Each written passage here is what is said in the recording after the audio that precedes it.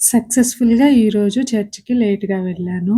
9కి ప్రేయర్ అయితే 9:30కి వెళ్ళాను. ఈరోజు నేను ఊరెళ్తున్నా కాబట్టి బెడ్‌షీట్స్ అవన్నీ వాష్ చేసుకొని వెళ్దాంలే అని వాషింగ్ మిషన్‌కేసాను. 38 మినిట్స్ చూయించింది. సరే ఒక 40 మినిట్స్ తర్వాత వచ్చి చెక్ చేద్దాంలే అనుకుంటే 1 అవర్ తర్వాత ఎళ్ళినా గూడా అవి అవ్వలేదు. సో, అందుకే లేట్ అయ్యింది. ఓకే. సరే ఇంక రెడీ అయ్యి బ్రేక్‌ఫాస్ట్ కూడా స్కిప్ చేశాను. సపోటా ఉంటే అది తినేసి ఇంకా ఆటో బుక్ చేసుకొని వెళ్దాంలే అని 9కి అలా ఆటో బుక్ చేస్తుంటే ఎవ్వరూ యాక్సెప్ట్ చేయలేదు.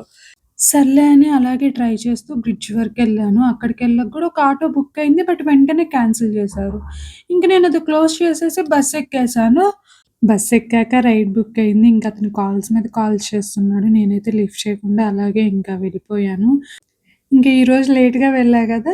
మెసేజ్ ఈరోజు దాని గురించే చెప్పారు. లేట్‌గా రాకూడదు, ఆన్ టైమ్ ఉండాలి అని. మోస్ట్‌లీ మనం ఏ సిట్యుయేషన్ అయితే ఫేస్ చేస్తుంటామో, అదే మెసేజ్ మనకి చెప్తారు ఆ రోజు. నాకైతే అలాగే చాలా టైమ్స్ జరిగింది. నెక్స్ట్ వీక్‌లో నా బర్త్‌డే ఉందనమాట. ఈరోజు ఎళ్లి ప్రేయర్ చేయించుకుందామని సండే ఖచ్చితంగా అందుకనే ఉన్నాను. లేదంటే నిన్నే ఇంటికెళ్ళుండేదాన్ని. సో, ఇదనమాట ఈరోజు. Thank you for watching. Bye. See you.